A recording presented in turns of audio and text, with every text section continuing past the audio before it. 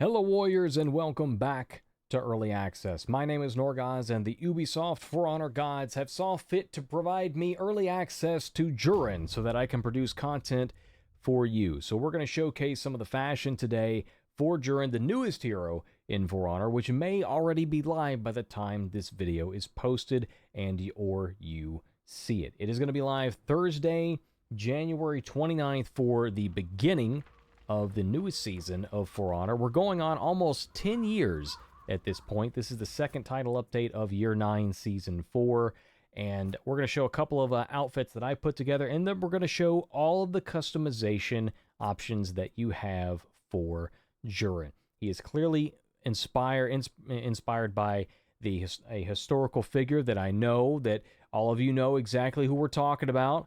Obviously, we're talking about I was going to pull out something, completely silly, but I decided I wasn't going to go with that because all I could come up with his references that would get me in trouble. So we're going to, anyway, the Romancing of the Three Kingdoms. Clearly, this is probably, we're probably talking Lu Bu, right? You guys have been begging for it forever. Well, now you have what is probably the closest thing we're going to get to Lu Bu. Now, before we get too deep into this, I want to quickly show something. With most of these sets, you'll notice that the stitching of the armor is going to be changing based on the color palettes, but also the different variations will change that stitching and which part of the color palette it actually reacts to. So this one, for example, is going to be, so you can see right here, there's the red, this is black, this is from the Juren's Havoc Elite outfit that would cost you 7k steel to get that color palette. But we're looking at, as accordance to the comparison here, this is the Ching Feng alternate chest. Notice it's now using the white part of the color palette, which I kind of like this variation of as well. So I went with, so you've got this one to be sort of edgy, and you've got this one if you want to be a little bit more expressive. It also changes the rope colors at the bottom that's holding his pants together. You never want to have loose pants, especially when you're a warrior out in the world, out in the wilds. And again, changing material color is also going to work on his boots. This character also does not have customization you can use on his boots. I know this says boots, or shows boots. This is legs. Notice it's up here. So you don't customize the boots directly. The boots are going to be changed based on your color palette and or material, depending on what armor set that you've got equipped. The ornaments are going to be on his shoulder. I think we've covered most of the basics. Let's get to the actual customization. And if I remember, may even put some timestamps down here at the bottom in case you're really wanting to skip ahead to certain sections. This is probably my most favorite one, although he's got some others that are actually pretty cool as well. So let's take a look at them. I'm going to do my best not to butcher names. So we'll take a look at these, and this is like I said, I don't want to butcher names. I don't want to disrespect any history or culture or anything like that. But I will do my best if I need to get down to the point where I need to actually express or pronounce these. So these are going to be, you'll notice that there's only beards on the non-basic set of JUREN. That's where you're going to see the beard. So if you want a beard, you're going to have to take one of these alternate sets. I think they're going to be based on other animals, or I think one's based on potentially a demon.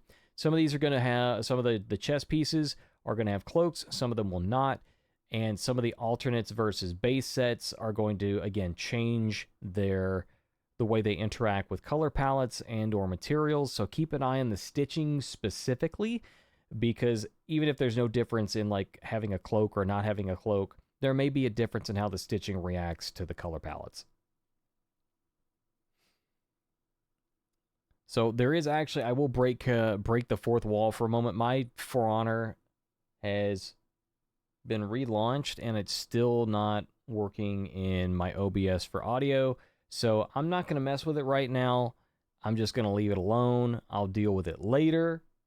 But in case you're wondering why there's no sound coming from that, you'll wonder later when I start showing you the emotes. Oh, wait. I think it might have just fixed itself. Okay. Technical difficulties. All right, moving right along here. Again, so notice the arms, how they'll change their patterns. They'll change what colors they're working with. Again, some of these are going to be changing the color palettes, or based on the color palettes. Some of these are changed based on the materials. The arms again, the Qingfang arms. Okay, look at the stitching here. It's black, now white.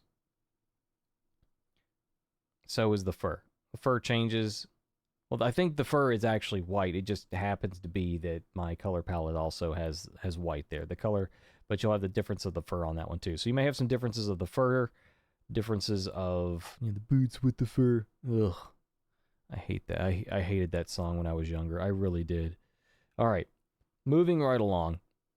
You've got a few different options, a few different alternatives. A lot of these will look similar. I'm sure that this type of armor is something you've seen on Nusha, for example. And now the weapons. Weapons are actually really good. Sky Piercer is a good set. I really like it. I'll spin these around a little bit. It's also kind of interchangeable with the White-Winged Tiger Head. If you use either of these spear tips, you can pretty much use either of their sets for the shaft and the pommel.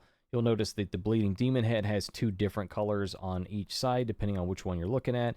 Unfathomable Threat is actually really cool. You got the dragon, you got some red in there, you got the purple, and it looks nice. It doesn't look like it's overly shiny, so you get this nice sort of modest matte-like finish, or semi-matte finish on that piece. So I made a set with that, and I really like it a lot. I know I'm flipping through these a little bit quickly. I apologize.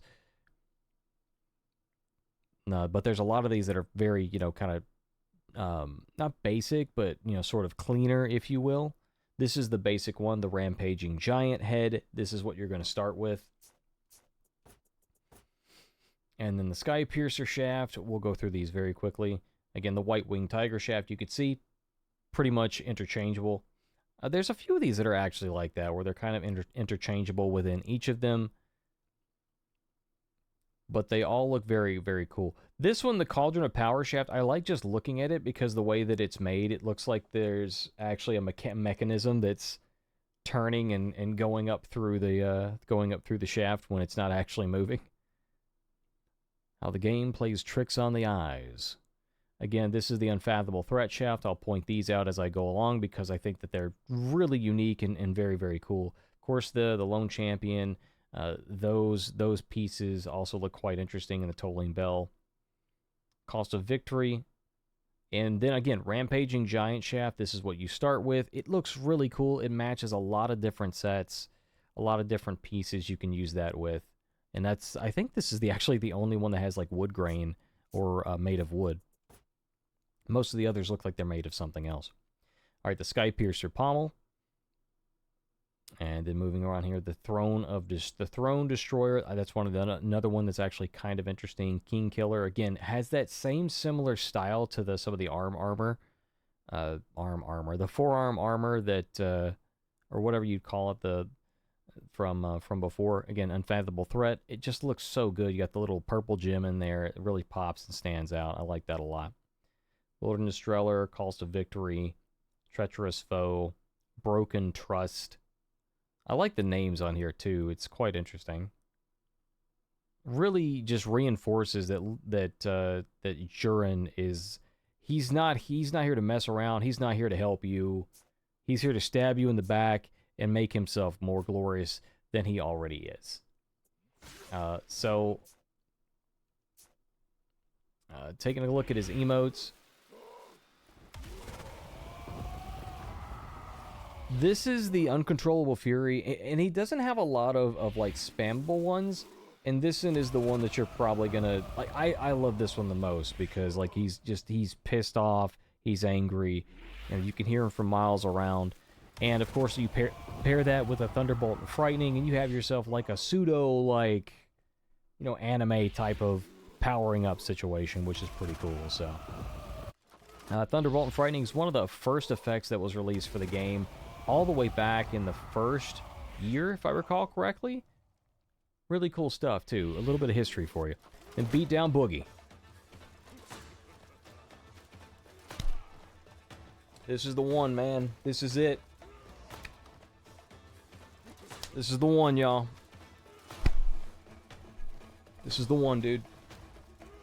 This is it. You want to have a party after you beat somebody's ass? This is the emote for you, alright? Beat down Boogie. Alright, okay, alright. Yeah, I think most of these are the ones that I unlocked here that are unique. I'm pretty sure this one's unique to him as well. Send them all. He's really... This is kind of like... This could be maybe interesting to potentially spam. But again, like, not a lot of these are, like, spammable.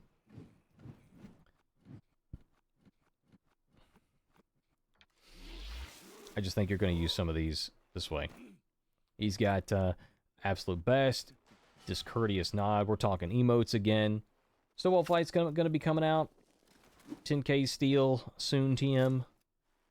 Always good. Worth my time. This one is actually there's quite a lot of movement on this one. All the power. But as far as like spammable, maybe. Almost impressed. Useless lot. And yes, you might recognize me from the Warriors Den. I was one of the players that were actually invited up to Ubisoft Montreal for a visit and, you know, potential other discussions that may or may not have taken place. And of course, part of that is going to be showcasing the JUREN hero. So we got to get some hands-on and showcase it to the world. And you may or may not have seen a certain particular play that I may or may not have made in the Warriors Den. But of course, that's all thanks to my team being good. I'm not able to actually make plays if my team is not already doing the work. So they were putting in work, and I was able to do a little bit of my own too. And I'm grateful for the opportunity. All the players there, all the content creators up there are really awesome, and I am always grateful to the staff at Ubisoft that brings us up for that, for those types of get-togethers. So as far as like effects, like, you know, obviously Incandescent Memory is going to look good on him. It looks good on everybody. Thunderbolt and Frightening, I think, is one that you obviously are going to have to pick up for this guy because you want to get a little bit of that anime kind of aesthetic, right? And I know you guys want me to show you the ornaments, so I'll show you the ornaments again. They do not mirror if you have a left or a something on your left shoulder. If this is not there and it's a regular mirrored shoulder that's a little bit smaller, then your ornament will show up on both sides. Otherwise, it only shows up on one. So this one's from the Phoenix Wings, JUREN's Chaos Event Mythic outfit.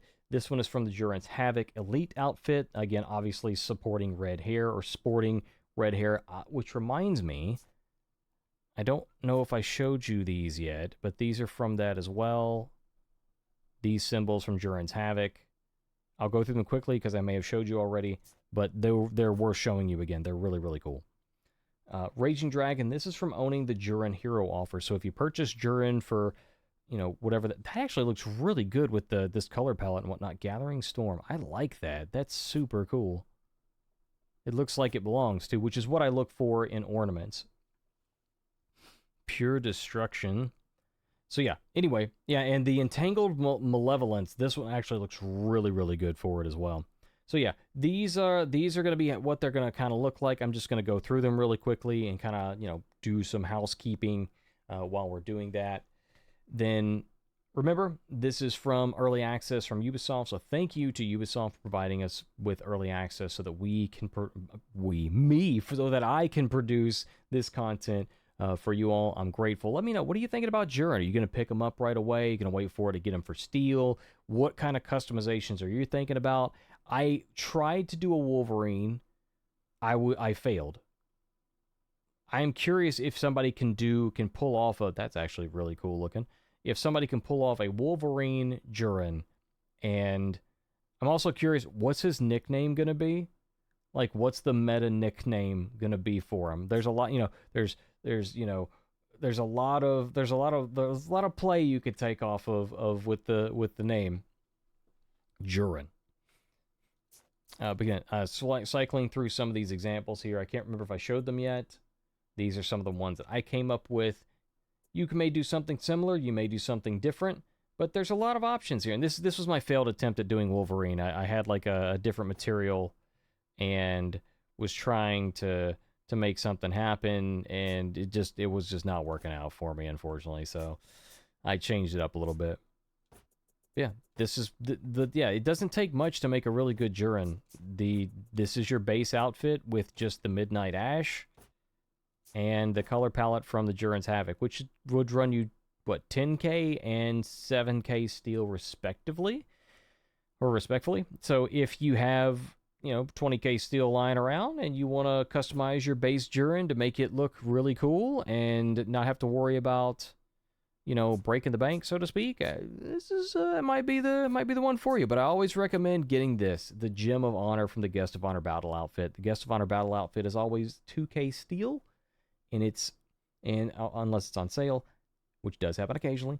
This is my favorite color palette in the entire game, and it's because, one, it's easily accessible, and two, it has a very it's got a nice sort of green, blue, teal like color to the palette, and it's the only thing that it's the only one that I have that has, like, has a dark part of the color palette, has a like a middle of the way, and then like a lighter part of the color palette. So it just looks really good on a lot of different heroes, especially if you like green. So